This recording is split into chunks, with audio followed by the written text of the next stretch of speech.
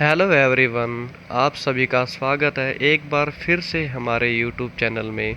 मैं आनंद, आप सभी का ट्रेनर, एक बार फिर से हाजिर हूँ एक नए टॉपिक के साथ।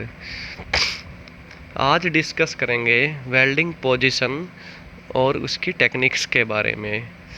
वेल्डिंग पोजीशन और वेल्डिंग टेक्निक्स क्या होती है?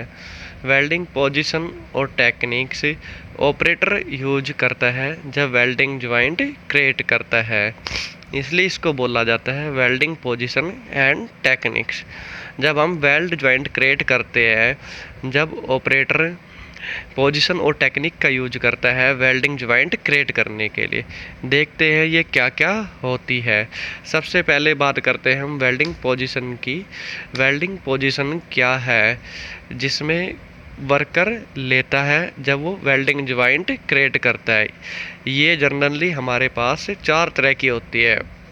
फ्लैट और डाउन हैंड वेल्डिंग, दूसरी है हॉरिजेंटल वेल्डिंग, तीसरी है वर्टिकल वेल्डिंग, चौथी है और हेड वेल्डिंग। अब हम इनको डिस्कस करते हैं। सबसे पहले है फ्लैट और डाउन हैंड वेल्डिंग। फ्लैट और डाउन हैंड वेल्डिंग के अंदर क्या होता है? वर्क पीस है जो है वो फ्लैट रहता है, मीन्स जो उसके अपर फेसेज है वो नियरली हॉरिजॉन्टल प्लेन में होते हैं। जैसे कि हमारे पास मान लीजिए एक ये वर्क पीस है और एक ये वर्क पीस है। ये आमने सामने एक दूसरे के ज्वाइंट है, इनके बीच में हमें वेल्डिंग ज्वाइंट क्रिएट करना है। अब ये हॉरिजॉन्टल है और फ्लैट है, इसको हम फ्लैट और डाउन हैंड वेल्डिंग बोलते हैं। इसको हम डाउन हैंड वेल्डिंग क्यों बोलते हैं? जब ऑपरेटर इसके ऊपर वेल्डिंग जो करता है तो उसका हाथ नीचे की तरफ रहता है, तो इसलिए इसको डाउन हैंड वेल्डिंग ही बोला जाता है। तो हमारे पास एक इलेक्ट्रोड होगा, इलेक्ट्रोड स्पार्क क्रिएट करेगा जब इसके कांटेक्ट में आएगा। तो ये इलेक्ट्रोड जब स्पार्क क्रिएट करेगा तो यहाँ पर फ्यूजन होना स्टार्ट हो जाएगा, जिससे क्या मोल्टन पोल जनरेट हो जाएगा दोनों वर्क पीस के अंदर। फ्यूजन के बाद ये दोनों सोल्डिफाइड करने के बाद इन दोनों के बीच में एक वेल्डिंग ज्वाइंट क्रिएट हो जाएगा। तो ये है फ्लैट और डाउन हैंड वेल्डिंग पोजीशन। दूसरा है हमारे पास हॉरिजॉन्टल वेल्डिंग। हॉरिजॉन्टल वेल्डिंग के अंदर क्या होता है?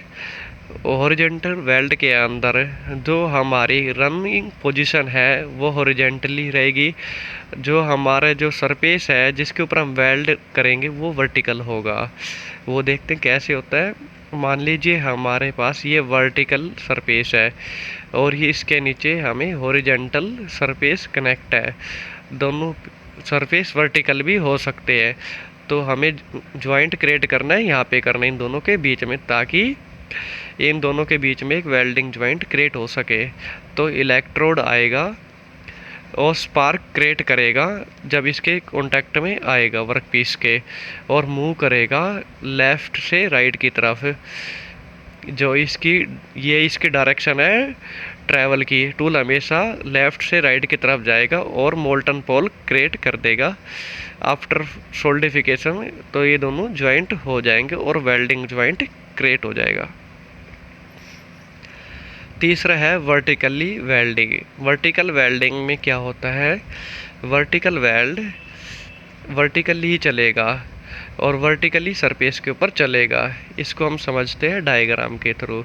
हमारे पास दो वर्टिकल सरफेस है, इन दोनों के बीच में हमें जॉइंट क्रिएट करना है। जो इलेक्ट्रोड है इनके कांटेक्ट में आएगा जब क्या स्पार्क क्रिएट करेगा। जब ये इलेक्ट्रोड अब क्या करेगा? वर्टिकली चलेगा ऊपर की तरफ और एक जॉइंट क्रिएट करेगा दोनों वर्कपीस के बीच में। तो ये हमारी है वर्टिकल वेल्डिंग। इनके बीच में जो इलेक्ट्रोड है वो ऊपर की तरफ चलेगा, इसको हम वर्टिकल वेल्डिंग बोलते हैं। Overhead welding. ओवरहेड वेल्डिंग क्या है?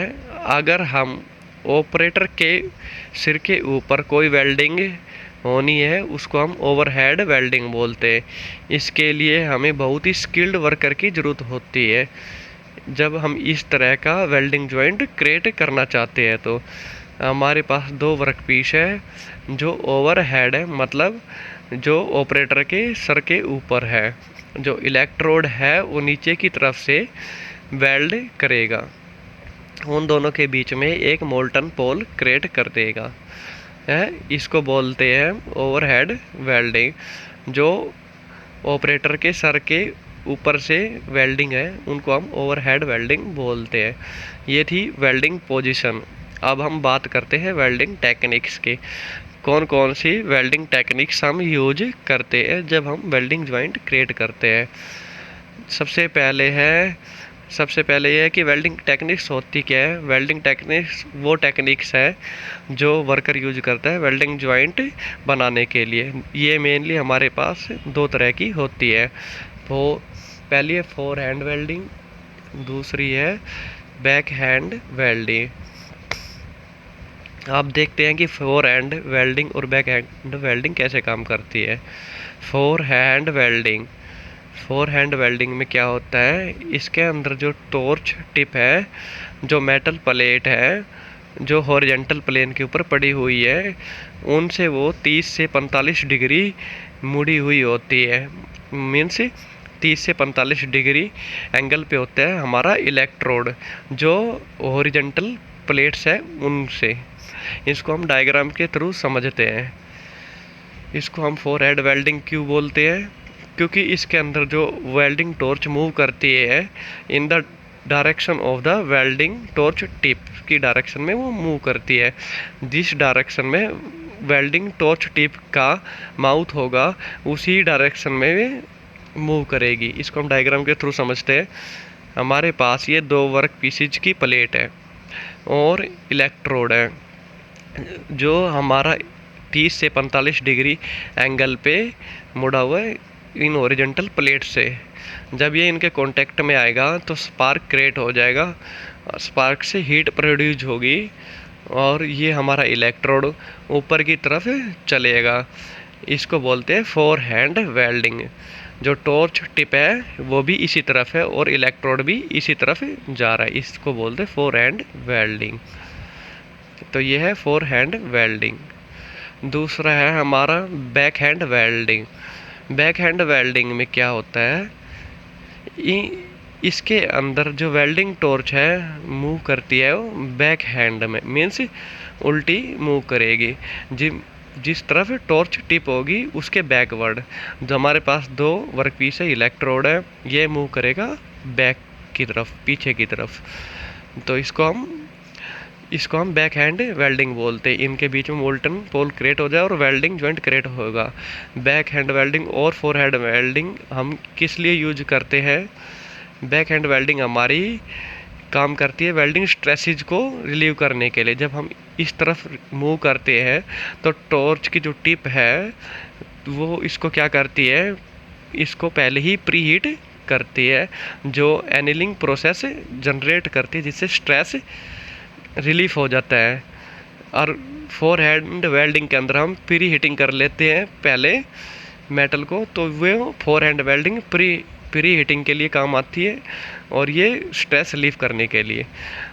जनरली हम इसको थिकर मटेरियल के लिए यूज करते हैं। तो thank you so much, thank you ये वीडियो देखने के लिए। और ज़्यादा अपडेटेड वीडियो के लिए हमारे चैनल को शेयर करें, सब्सक्राइब